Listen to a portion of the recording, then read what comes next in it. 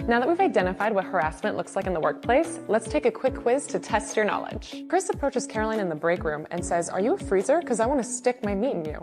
Now remember, Chris's dad owns the company and he's 6'4", so this actually does not qualify as sexual harassment. Now let's look at another scenario. Jack brings you flowers at your desk and says you look beautiful. Now, although Jack is your boyfriend of 3 years, his father does not own the company, and he's only 6 feet tall. So this does qualify as sexual harassment, and the only course of action is to sue the ever-living out of Jack. See, therapists, jokers, women, and anyone else watching this who thinks this garbage is okay, here's what you're missing. Men in the upcoming generations, just because they were born in the dark, that doesn't make them stupid. They know that the rewards for masculinity are still out there, along with all the love, hope, and self-respect that come with it. But they also know they won't find it where they're sitting, so they wait. They work hard and focus on what's important, that's the key. And when they start to walk away, they're one step closer to finding it. Does size matter in a guy? Yes, it does. Okay, so we're gonna measure your waist right quick. 30-inch waist? I don't know what that means. It means you're too big to say that size matters. Back at it again, hey, at least she played along. Most of these women run off after not being able to back up their own beliefs. If you're afraid to court me or take me out on a $300 date because you feel like that's gonna make you seem like you're tap dancing for me, then just leave me alone. Because I can honestly take myself out on a $300 date. I don't need you to do it. We're both doing it to see if there's something there. Like if it's an actual connection. If you can't even put up the money or the time or the effort to make it like a real date, then just leave me alone. The word afraid had me laughing so hard I almost fell out of my chair. And I haven't even gotten to the third clip yet. The level of insanity in these clips is off the charts, from the woman acting like she's a solid 10 on a scale to the overly dramatic piano music trying to make her experience sound like a national tragedy. Then there's the sheer audacity of a woman claiming men are scared to spend $300 in one night. This clip has it all. And you know what, lady? If I had no money, I'd be afraid too. Who wouldn't be terrified of shelling out their last dime for a date with someone like you? Okay, well, I'm gonna tell you my body count, and then you let me know if you think I'm a okay? Yeah, what's your body count? 101 and a half. Did you say 100? Like 101 and a half. Oh yeah, you're cooked. Oh, you're cooked. You're cooked. So what do you think after the fact? After a dude, you know, does his thing with you, what is your thought process? Oh wow, I just got go home and I'm going about my life. Not that deep, like it's just fun. It's not, you know, I guess. You plan to do this like your whole life? For content, I mean, yeah, just for like content, but obviously I want to settle down later on, like when I'm like 30. Okay, there we go. So you want to settle down. You would like to settle down one day. Yeah, like when I'm 30. Do you want kids? No. Okay, good. Because your kids, oh yeah, school would be hell for them. Absolutely hell. Good God, it's astounding how women like this can discuss their body count, one that would make Caligula blush as if they're just listing groceries. And yeah, this dude's got it right, you're done. Cooked to a crisp. Whatever was in the oven turned to ash, and the ashes somehow got so hot they vanished completely. There's seriously no coming back from this kind of situation.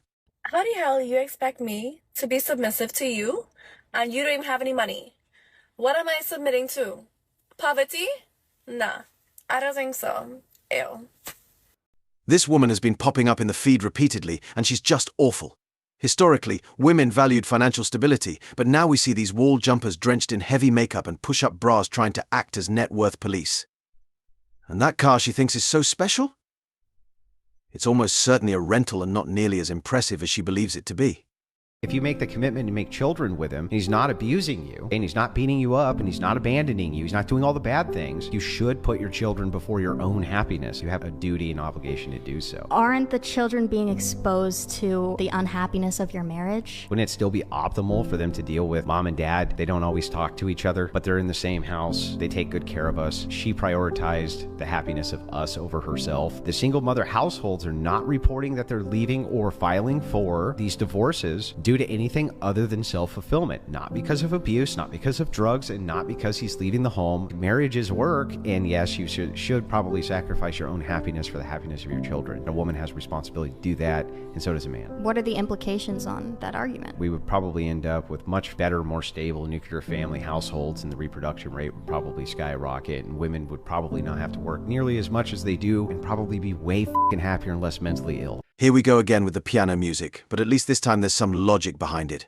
The guy makes a valid point. If women were to theoretically reverse course, they might actually be happier than they are today.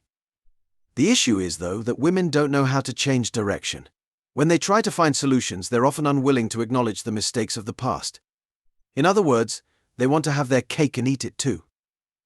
But that's just not how it works. Men need full power to effect lasting change. And that's a fact. What do kids eat it too? A lot of fruit. My kids are fruitarians. Yeah. Which is kind of expensive. So we've gone to buying bags of frozen fruit. Takes them longer to eat. Sometimes I'll get like 3 gallons of milk. Yeah, our kids go through like a gallon of milk a day. Sure. I don't normally drink coffee, but sometimes I will go and get some. Oh my gosh, guys, get a Mr. Coffee. Drink anything else that has caffeine. Diet Coke. Take a caffeine pill. Well, I like getting the sugary coffee drinks that don't taste like sugar. Okay, so you like the dessert. Yeah. Yeah. Okay, well, shut the f up and stop. It's called be a big girl. Yeah, but if I'm waking up in the middle of the night with my kids. I'm the one that wakes up with the kids, so.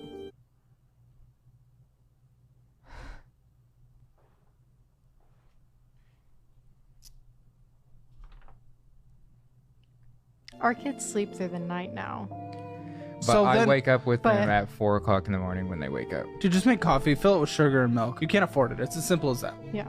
Okay. When a household is governed solely by women, chaos often ensues. While history has portrayed women as the masters of the home while men earned a living, that's only part of the story. The reality is that without a man maintaining complete control over his domain, the household can quickly devolve into dysfunction, with situations like children essentially starving while the adults believe they're making some grand, noble sacrifice. Who is the one star celebrity that you would most like to link up with? Maybe go grab some food together? My wife. Yeah, as long as me and my wife can go sit in the car, eat some food, I'm more than happy. I don't really do celebrity hangouts, none of that. Anybody that I hang out, anybody you see me with is a friend of mine, is somebody that I truly connected with. I'm just a normal person, and I feel like everybody else is normal people, and that's how I go off of. Loyalty, the quintessential masculine trait, often gets overlooked by feminist commentators who seem to assume that men, on average, aren't deeply faithful to their partners. These interviewers often project their own tendencies onto men, assuming they're as likely to betray their families as some single mums or women who face challenges. This reflects a troubling aspect of feminist progressives. Their own actions sometimes reveal a tendency to prioritize fleeting pleasures over lasting commitments, which distorts their perception of men's loyalty and dedication. I get that he needs affection. I get that he needs all those things because that's what makes him who he is. So I'm not sure Drew feels understood. No. How do I not understand you? Perfect example. You feel that I need affection, and it's more about being seen. I feel like I'm a ghost in the house. And I feel like I'm a robot. That I see, and I acknowledge that 100%. Wait, that sounds meaningful. That I'm a robot and that he feels like a ghost? No, I heard Drew say that when you say he needs affection, you're not hearing him. He feels like a ghost, like you don't see him. I understand that. Well, that you did not convey that. Your response was, and I'm a robot. And that is an issue. It's always but this. It's not, like it goes both ways. Already broke.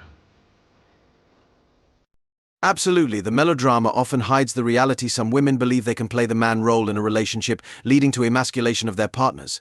This dynamic frequently ends with the partner seeking therapy from someone who promises to save them. It's a cycle where traditional roles are skewed, and the resulting confusion and frustration only reinforce the need for genuine understanding and balance in relationships.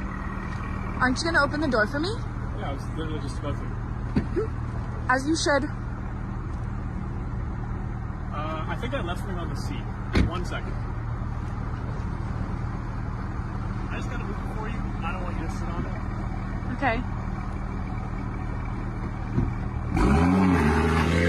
Okay. This one's just for laughs.